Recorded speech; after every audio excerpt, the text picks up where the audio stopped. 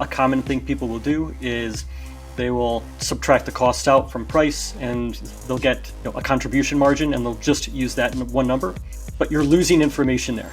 Similar to the CAC side, if you hear someone say our LTV is $100, if it's a single number, that also is a sign that you haven't dug deeply into what's going on in your business just yet.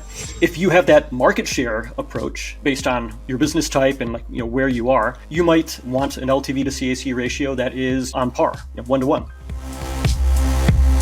So on today's episode, we're going to learn about the building blocks for growing your e-commerce business, which really is down to your customer acquisition cost, your lifetime value, and your payback period. It's a brilliant episode you do not want to miss, so do stay tuned.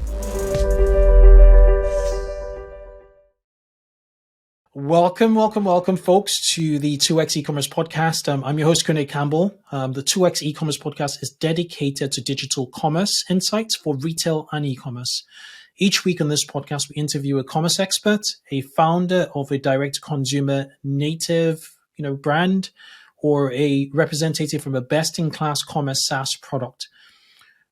They have a very tight remit, and their remit is to give you ideas to test right away in your brand, so that you improve commerce growth metrics such as conversions, average order value, repeat customers, your audience size, and ultimately your gross merchant value or sales. We're here to help you sell more sustainably. So I'm Kunle again. And on today's episode, I'm super excited because I'm joined by Paul Orlando. He's here to talk about LTV and CAC. So customer acquisition cost, lifetime value, that fine relationship between them. He has a phrase, a catchphrase I'm going to drill him about, which he says, LTV is like a river. I'd like to really know more about that. But a bit about Paul. Paul has led startup accelerators on 3 continents. He's an adjunct professor of entrepreneurship at University of South California and runs USC's on-campus incubator for businesses founded by students, alumni, and faculty. He advises on building internal incubator programs. He has degrees from Cornell and Columbia and was a winner of the TechCrunch Disrupt Hackathon. He studies systems, essentially, and he's here to talk about his book. His book is called Growth Units. Interesting book. I've started to read it, actually, and the subtitle is Learn to Calculate Customer Acquisition Cost, Lifetime Value, and Why Businesses Behave the Way They Do. Welcome, Paul, to the 2X e-commerce podcast. Thanks, Kunle. Great to be here. Brilliant. I've done a little intro for you. Could you do us the honor to introduce yourself, please, and a bit about your book? Tell us a bit about your book. Sure. The piece I would add to that very nice intro is that I learned some of these lessons the hard way. So I had a startup of my own, years ago, and then I've also worked with hundreds of startups in these various startup accelerators that I've run. But I've learned these lessons the hard way, and what I mean by that is, back in my old startup, I would look at conversion funnels and I'd look at trying to understand the data that we had coming in, trying to maximize certain effects. And a couple of things I'll maybe just mention related to that. Your listeners, I hope, will appreciate. I like digging into the numbers a bit, so I don't like to look at the average overall. Mm-hmm. And I also like to try to make sure I understand, the human perspective. So the quick anecdote I'll give you is my old startup. We had this sign up flow that included having to verify your phone number, and we were looking at the data and how people would drop off at when they're going through that process, and we saw a lot of drop off when people were verifying their phone number. And we thought, oh, this is a design issue. We need to make it more obvious what to do. Mm-hmm. Did some edits, didn't really make any difference. At one point, we had the extreme idea, the solution of having just this huge arrow that was pointing to, the instructions of what they had to do. Didn't really change much. And then I went and I looked in person. I actually watched people sign up in person. I kind of interviewed them during the process. And I saw, they would stop right there at that, verify your phone number part. So I spoke to the first person. Oh, why'd you stop? And he said, well, I forgot my phone today. I said, oh, okay, no problem. The next person, very next person, exact same thing happened. I asked them, why aren't you continuing? And they said, I forgot my phone. And that's when I realized all the data that I was looking at before was of no use. The reason that they were stopping was they just didn't trust us. They thought, oh, I'm going to start spamming you with text messages or calls or something. And I encourage everybody, who's running their own business to kind of like match those two pieces. Definitely look at data, but there's sometimes when you actually have to go out and like see somebody in person in what they're doing. Absolutely. Screen recording is an incredible technology. We had another lady who came in and she was talking about like just usability testing as the number one hack for conversion rate optimization, because people are telling you why they're taking certain actions, and you're just using a focus group essentially to really get insights from the usability of your app or website. Okay, we're here to talk about LTV and CAC. I think we start out with the fundamentals. Most startup e-commerce businesses will they'll be very CAC sensitive initially, and till they get that context of LTV, they'd be really still cautious about acquiring customers. So do you want to break down what CAC is first, and just give us some context on useful ways to view CAC, how CAC can be a useful metric essentially? Sure. So CAC, or customer acquisition cost, I like to, and in the book, I kind of present the, to me, unhelpful way of calculating it, and then a more helpful way. So what you will often hear people do is say, oh, what's my customer acquisition cost? It is everything that I spent on customer acquisition last month divided by all the customers that signed up in that same period of time. And I try to avoid that calculation for a couple of reasons. So one is it's very top level. It's like you're getting just this average overall of everything you spent and everybody who came in. So you lose a lot of that specificity. And the second reason, of course, is you don't necessarily know if what you spent in that previous month and the customers that signed up then, you don't know if those two are matched. So, you might have actually acquired customers from activities that you did, a few months earlier than that. So I like to try to bring it down to a per customer basis. So the calculation that I use in the book is the cost of bringing somebody in the door. I say in the door because that could literally be in the door of a retail shop, or in the door of an online asset, your website, your app. So the cost to bring somebody in the door divided by the conversion rate. So once they're there, what percent sign up or they become a paid customer? Like, what is that? And then if you want to get even better with CAC, you can start to segment it out. So you have not just one CAC, you probably have many based on the customer segment, based on the channel in which you are reaching those customers. So the easy way to know that somebody hasn't really delved into these questions, quite that much just yet is they have a single number. They can say, oh yeah, our CAC is $20. Rather than saying, well, for this segment it's 10, for this segment it's 50. This channel was doing really well. We were acquiring customers at $1, but now it's been going up. It's closer to $5. So once you start digging into these metrics, I think you're going to uncover a lot of value for your businesses. Mm-hmm. So I like that. So you talked about cost per bringing people to convert, essentially, or divided by the conversion rate. But how do you get to that cost of per customer? What metrics are used to get the top? So you do have to track this. So for example, if you are doing a paid ad campaign, this might be a little more straightforward because you can, you can get that, that readout. In other words, this campaign for this duration of time, it led to this number of customers, and that per for example, if it's a paid ad campaign, maybe you're using like that cost per click, and that drives somebody to your website. That cost per click was $2, making up a number. And then of those people, I see that 10% actually sign up or they become a customer. So I'm taking $2, dividing it by 10%, and it's giving me $20.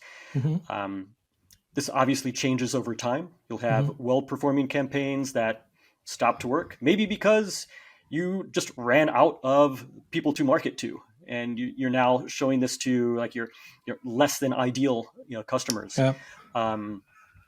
Or the platform that you're using changes the algorithm, and that has an impact as well. But that's the way I would look at it to start. Yeah. Which is a challenge at the moment, given the death of third-party cookies and just Apple, the Apple tracking transparency, the ATT, has really reduced the ability of operators to really whittle down their numbers, particularly on Facebook and other non-Google advertising platforms. We're really pushing in the dark at the moment, but the one thing I think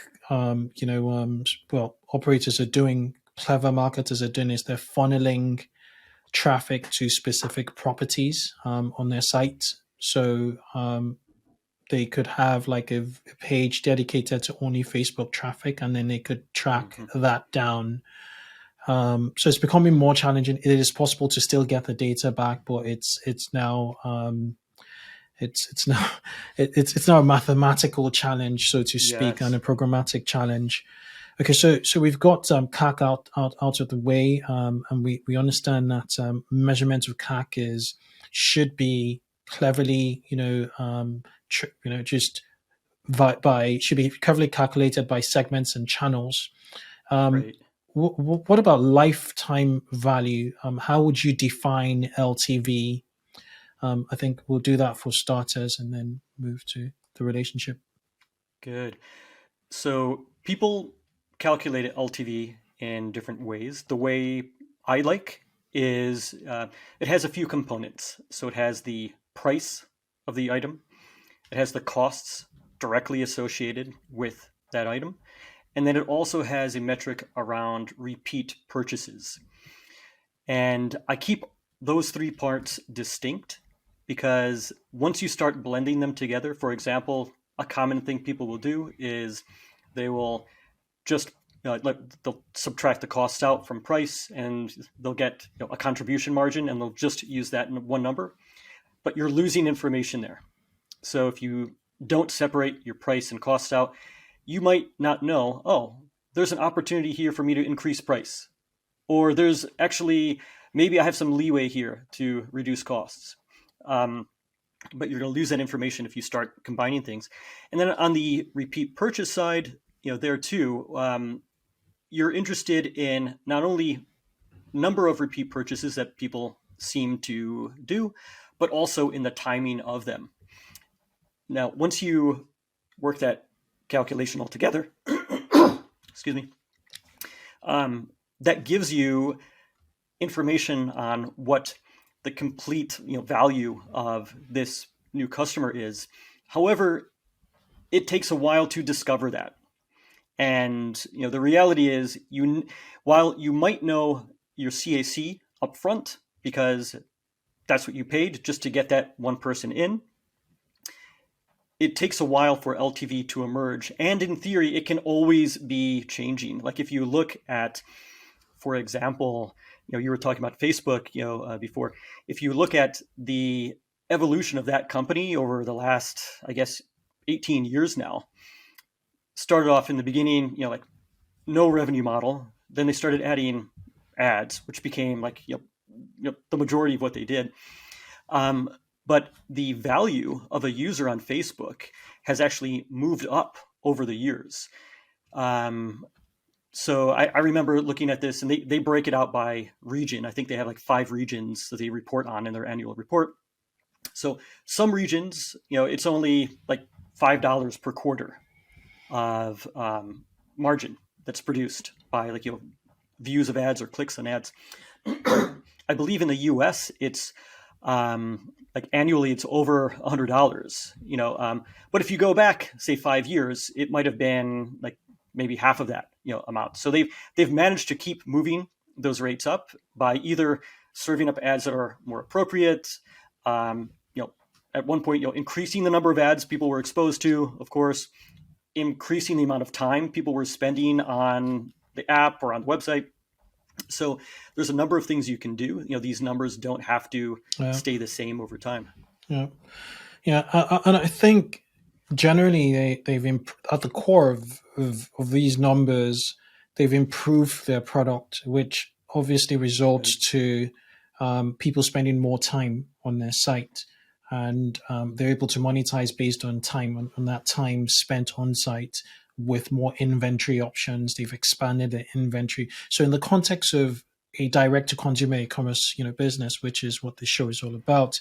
So I think operators should be encouraged, further down the line to continue improving their offering and better still, add into their offering habit-forming products that lend themselves well to repeat purchases so as to maximize this LTV and increase it over time. You talked about the timing factor, which I think is really, really, really important. So with LTV, you talk about the fact that LTV is a river. Do you want to just speak to that a session, please? Right. So similar to the CAC side, if you hear someone say our LTV is $100 or whatever, if it's a single number, that also is a sign that you haven't dug deeply into what's going on in your business just yet. And by that, I mean a couple of things. So first of all, similar to the CAC side, you can segment out your customer type and say, well, of this user, this customer type, it's $100. Of this other one's $1,000. This other one is $10. And you could also do that by channel that you reach them by, or even like a time-based cohort. The ones that signed up in January, the product wasn't that great yet. A lot of them left. The ones that signed up in July, we had made all these improvements and we actually have retained them much more highly, and LTV is higher. But when it comes to that river, I rather than giving a static number, $100, I like to actually model it out and show, for example, on a monthly basis, what are the inflows and outflows. So in the Growth Units book, I show a number of these. I model this out both in spreadsheets and and graphically, but I show ways that a business might have an LTV that looks really attractive, only to model it out and then discover, well, actually, we have to be able to eat the costs of customer acquisition or just providing the value back to that customer for months and months until we start to see contribution margin from those customers. If you model it out and literally like showing, okay, price per unit sold, cost of providing that value, how many purchases in a month, and and carry that forward based on what you actually see people do, you'll get a better understanding of, well, what is my payback period? So if it costs me $50 to acquire a customer, how soon until I get that back? You'll see, well, are there different payback periods for different customer segments? What is the value of someone who is an unpaid, free user, say in a freemium model? Can I actually associate a value to them? And I have this expectation that a certain percent upgrade over time. You model that out and it gives you a much fuller picture of what's going on in your business. Okay. And if you don't, then you get in this situation where your growth can be constricted because you don't realize that you have months and months until you just can pay off CAC, or months until you actually see any positive contribution margin coming in. Super, super interesting. What metric do you think? So in a direct to consumer, e-commerce situation in which you have a portfolio of products, you're calculating your LTV by segment, by product, perhaps, and you want to report a metric to your product sourcing team or your product development team to inform what next they'll be working on. What retention metric should you present to them so they make the right decisions?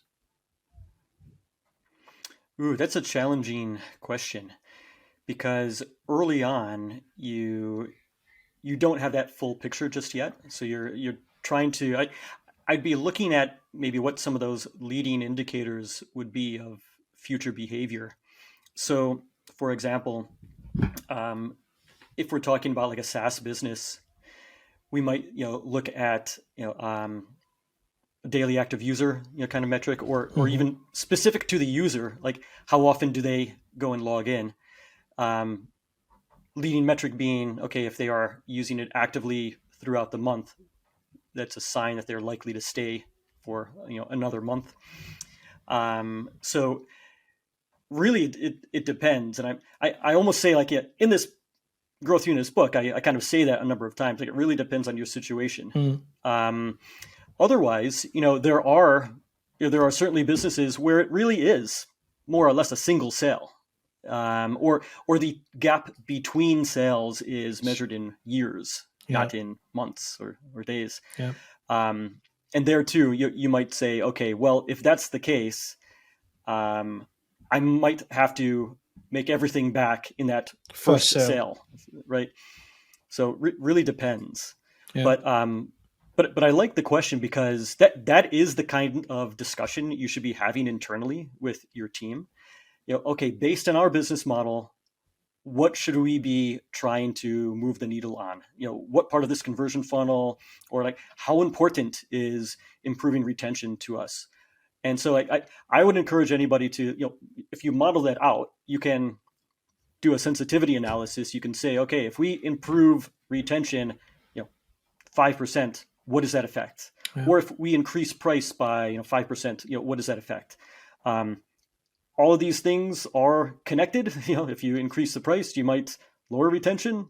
Well, maybe not. All these things are connected. So you have to experiment, of course, but you start by asking these questions, and that lets you at least try something new and measure it, and then say, okay, that worked, it didn't work, let's try the next thing. So e-commerce businesses, typically middle market e-commerce businesses, do not tend to have resources such as a data scientist to really crunch these numbers and model things out. What are there any turnkey methodologies available, plug and play, or even apps you recommend? They can quite easily plug in their Shopify stores or their dashboards to help them get a better view on CAC, on LTV, on these metrics that really support a retention strategy. I am so I keep it very simple, there. So I actually default to the most basic things of just using a spreadsheet, to do this. There's certainly a lot of tools. I don't even think I can like push one or the other, but like Shopify does have some things like this, or even if you're doing like a paid ad campaign on whatever platform, it is giving you a lot of intelligence on, well, what was your cost per click, or click-through rate, or per campaign, per time. But the reason, so like when I wrote about it in the book, I actually didn't mention any specific tools, just knowing that these things change over time, and one will become popular and then be replaced by another one. I actually, if you're going to do this from the beginning, I actually encourage people to model it out the old-fashioned way, just in a spreadsheet. That will give you that basic understanding, and then you can say, okay, at a certain point, I don't want to be plugging numbers into this anymore. I want to offload that task to some other tool, and then based on your industry or your size, discover what that tool is that you enjoy working with. But for me, I ended up getting that value just by doing it in an old style spreadsheet and visualizing it in a graph. Interesting. Super interesting. What about CAC to LTV ratios? We have talked about cost per acquisition cost. We've talked about lifetime value. Why is this ratio so important? Do you mind breaking it down, please? Sure. So this is a ratio that you'll often hear people talk about, like LTV to CAC ratio. You'll often hear a rule of thumb, which is 3-to-1 or 4-to-1. So for every $3 of LTV coming in, you could spend up to $1 or something like that. I tend to believe that might be pushing it a little too close. Maybe you want to go 5-to-1 or more. But people talk about a ratio like this because of a couple of things. So one, LTV does not capture everything. It is an expression of that per unit or per customer even value that the business generates. But there's also all these other costs that aren't put in there. Typically, those fixed costs of salaries, rent, all those other things that a business needs to pay for month to month. And the other thing that's not captured in a ratio, of course, is timing. So I might say, hey, I've got this really great LTV to CAC ratio. It's 5-to-1, it's 8-to-1, but I don't get that $8 until 2 years goes by, and in which case I'm already out of business, or my growth is constricted. I can't invest back in acquiring more customers. So that's the other reason. I keep going back to this LTV is a river of this series of flows idea. These are rules of thumb, so you should consider these. These are not laws. You should break these rules of thumb whenever you want, whenever it works for you. And the example I would give is back when Amazon was pretty new, in the mid 1990s, and it was only books, so it was a much simpler company than today. I believe the founder, Jeff Bezos, said, our LTV at this early stage seems to be around $25. Therefore, you can spend up to that point because we are just after market share. We can't lose money on every customer, but if we're just breaking even, I'm okay with that because I want to grow our part of that market or market share. So if you have that market share approach based on your business type and where you are, you might actually want an LTV to CAC ratio that is on par, 1-to-1. Hmm. If instead you have a small business and you're entirely bootstrapped, can be a great business. I love businesses like that. They can be a great great earnings for the founders and the team, but you might want to play it a little more safe, or your market is a little more niche. It's not the entire world. It's something smaller. And then, of course, we have examples of startups that raise a ton of capital, and they actually flip this around in the other direction.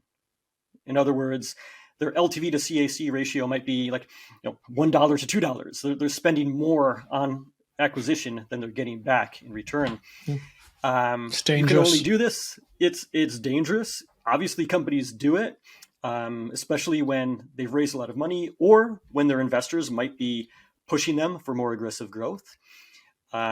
it's obviously not sustainable forever. Eventually you run out of cash. But but there are examples of companies doing that, and it kind of it skews the market either for paid ads for everybody else, or it just skews the way you think about things. Like, I must be doing something wrong. They're spending hundreds of millions of dollars on customer acquisition. Maybe I'm not aggressive enough. I must be thinking about this wrong. Huh. It's not always rosy on the top. What you see on the outside, you really don't know what's going on inside. That's right. Yeah. So LTV, I want to just go back on LTV because for the entrepreneurs I've spoken to, it really varies, how you calculate LTV. I've worked with an online retailer that sells like tiles, so just floor tiles for floor and wall tiles, for bathroom, kitchens, and even living spaces in general, for living spaces. And it is totally different from an electronic seller or, a seller of, subscription razors. So is there any yardstick, like time cutoff, with LTV? Should you be calculating it on a 12-month basis because, the financial year is 12 months? Or should you calculate LTV on a 24-month period because it probably is a better, when you're valuing businesses, for instance, for an acquisition of a business, you're looking at the trailing, 24 months most of the time. Is it set in stone, or are there any standards for LTV, or would it be on a case-by-case basis? I think it's case by case. I haven't seen a real standard for this. Mm-hmm. When companies report on it, so large public companies report on it, I've seen the reporting done in so many different ways that I tend to just think they're choosing whichever way is the most optimistic for them personally. But end of the day, you have to try to be honest with yourself. I would choose what seems to make the most sense for the business that you have. So you mentioned this case of the tile manufacturer.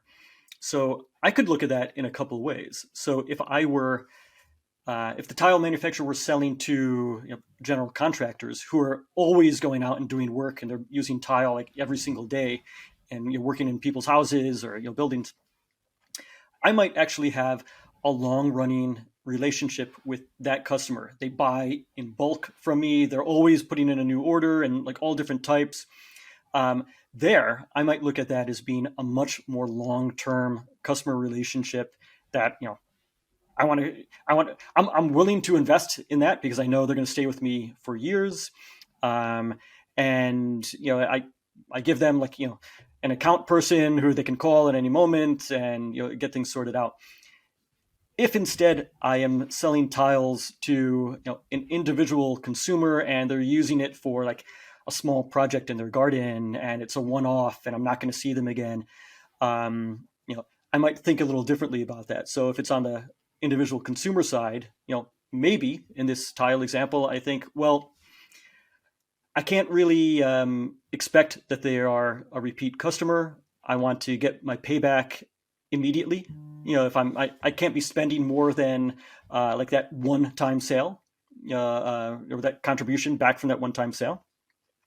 But on that general contractor, I might actually be able to invest more in customer acquisition and say, I know I'm going to get this back over 6 months, 12 months, whatever it is. And it's worth me deferring that margin until later on. So I always kind of go back to figure out what is important for your business and like how your business works. That will guide you in these questions. Yeah. Otherwise, if I give a single answer, it's just it's a single answer, but it's not really the right answer for anyone. Yeah, makes a ton of sense. Okay, I think we'll wrap up. This convo. The only one thing I wanted to talk about is churn. Would you measure churn on a monthly basis? Would you measure churn on within the time horizon you measure LTV? Again, really depends. If, for example, you have so I'll give like a couple extreme examples. So like mobile operators, postpaid. So if you have like your typical like phone subscription,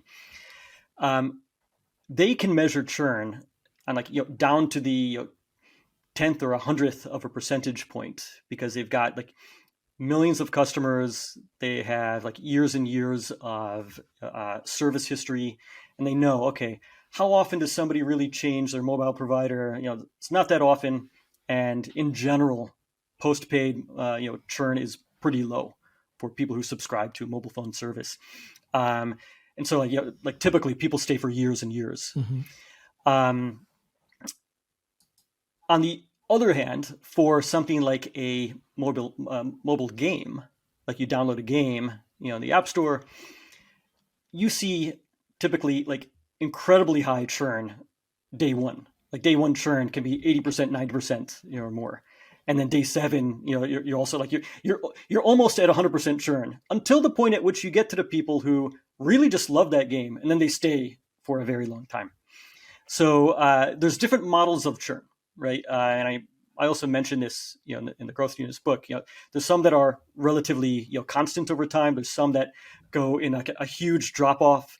There's some that drop off when the customer has to make another decision, like it's an annual like sign up again for another year. So it matters based on the kind of business you have. If you have a SaaS business where you're billing monthly, you're probably looking at monthly churn. And the other thing I would say, so churn can mean a couple of different things. So you'll hear churn as it's a measure of how many people leave every period. But you can also measure churn on in other ways, say on a revenue basis or a lifetime value basis. So like I mentioned in the book, negative churn is something that well-performing SaaS businesses have. It's negative churn, not meaning that one customer, like, well, how can it be negative? They turn into like 2 people and then like, I have 2 customers. No, I have people who leave. So I have 100 people at the start of the period. In the next period, I only have 90 left. So I had 10% churn on customers, but of those 90, they're each paying me 20% more, say, on average. Okay. So I'm actually making more money. So churn, mathematically, it's like negative. I have less people, but they're each paying me more. Yeah. Or in the aggregate, they're paying more. So I would look at it based on the kind of business that you have. Yeah. And I hate to not just give a single answer or a simple answer, but I think so. Like when I told people that I was writing about this topic of unit economics, lifetime value, customer acquisition cost, there's some people who just thought, well, how could that possibly be something that we need to focus that much attention on? But once you start like digging into this, and if you are like a business owner, or if you're looking at this because you're like analyzing other companies, or you're trying to grow your own brand, you'll discover once you start to dig in that if you do get a little more familiarity, that lets you optimize certain things, that lets you try to improve certain things, and then you come out with this richer view of how your business works, and then you've got something that you can really improve on. Super, super interesting. Paul, I could go on and on and on. I learned a ton from this conversation, and I would link to your book in the show notes. It's called Growth Units: Learn to Calculate Customer Acquisition Cost, Lifetime Value, and Why Businesses Behave the Way They Do. It's available on Amazon, on Kindle and paperback. It's Paul Orlando. A pleasure having you on the 2X e-commerce podcast. Thanks, Kunle. Great speaking with you. Cheers.